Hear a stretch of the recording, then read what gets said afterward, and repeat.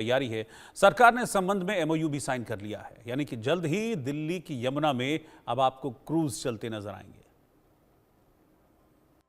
यमुना नदी में क्रूज चलाने की बात चल रही है। क्रूज चलाने के लिए एमओयू तक साइन किया गया है। और वो इलाका कौन सा है? वो इलाका है सोनिया विहार से लेकर के जगतपुर का शनि मंदिर जो इलाका है, वहां तक क्रूज चलाने की बात चल रही है।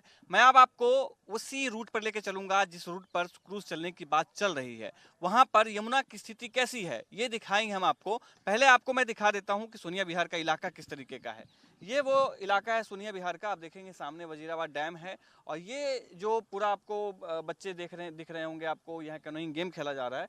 ये जो पूरा इलाका है ये सोनिया विहार कहा जाता है। और इस पूरे नदी को पार करने के बाद अब देखेंगे दूसरी तरफ वो जो है लगभग 6 किलोमीटर का जो पैच है, वो 6 किलोमीटर का पैच जगतपुर कहा जाता है। जगतपुर शनि मंदिर तक ये लगभग 6 से 7 किलोमीटर का दायरा है जहां पर क्रूज चलाने की बात चल रही है।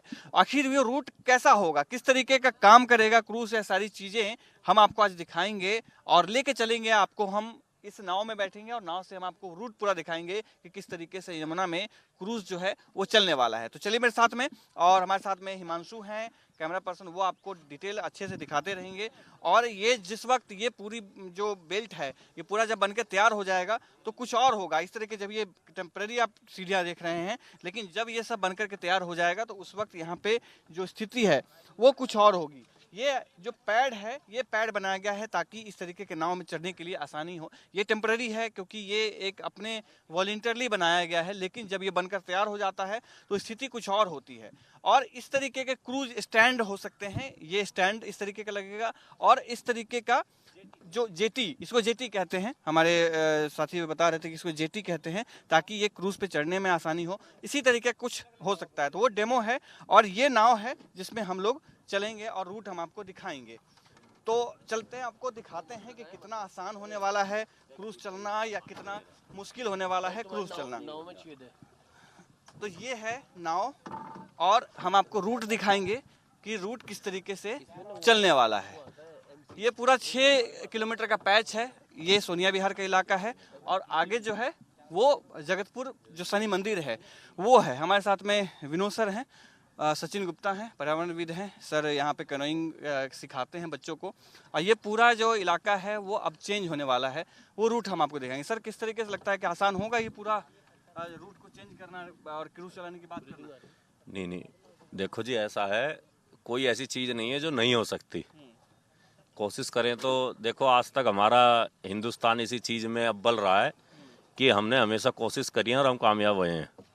ऐसी कोई चीज़ नहीं है जिसको हम कोशिश करें और कामयाब नहीं हो सकते। अच्छा एक बात बताइए, 6 किलोमीटर का जो दायरा है ये नाव से या क्रूज से पार करने में कितना समय लग सकता है? ये देखो, एक हर एक चीज़ की अपनी एक स्पीड की बात है।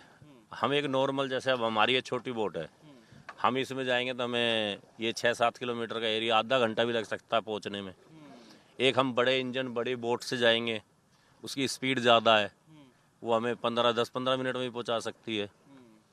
एक फिर उससे भी हैवी हो जाता है, स्कूटर आता है, एक स्कूटर टाइप में होता है, उसकी और ज़्यादा स्पीड है।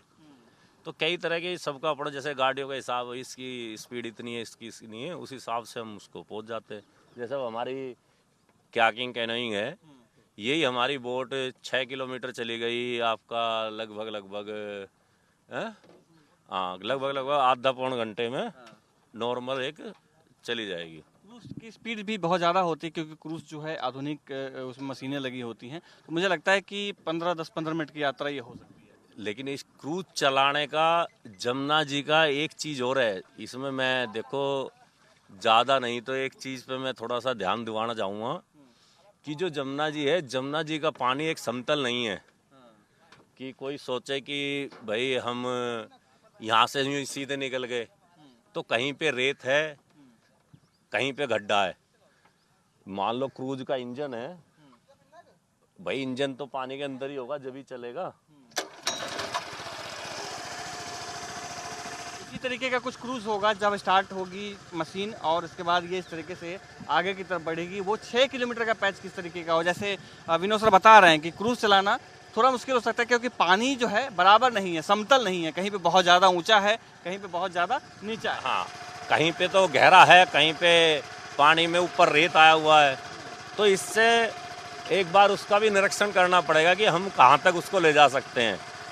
जैसे कि अभी इधर पानी हमारा स्टोर हो रहा है, इधर थोड़ा पानी ज़्यादा है, जैसे जैसे हम ऊपर की तरफ जाएंगे वहाँ पे पानी की गहराई कम होती चली जाएगी।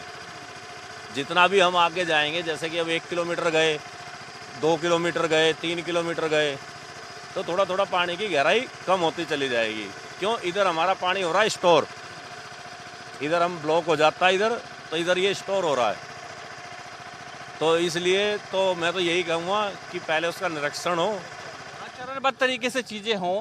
और हिमांशु आपको दिखाएंगे चारों तरफ, जो हम देखिए वो है सोनिया विहार का इलाका जहाँ से हम अभी निकले हैं और आगे की तरफ बढ़ रहे हैं। लगभग 6 किलोमीटर का जो इलाका है वो होगा और यही रूट होगा। लेकिन जैसे विनोद सर ने बताया कि प्राथमिक निरीक्षण जरूरी है ताकि यमुना में नाव चलाने में किसी तरीके की दिक्कत ना हो, क्रूज चलाने की दिक्कत ना हो। सचिन, आपसे जानेंगे कि पर्यावरण के हिसाब से अगर हम देखें तो क्रूज चलाना कितना बेनिफिट हो सकता है यमुना के लिए? किसी भी एक्टिविटीज़ को और नदी के माध्यम से उतारते तो बहुत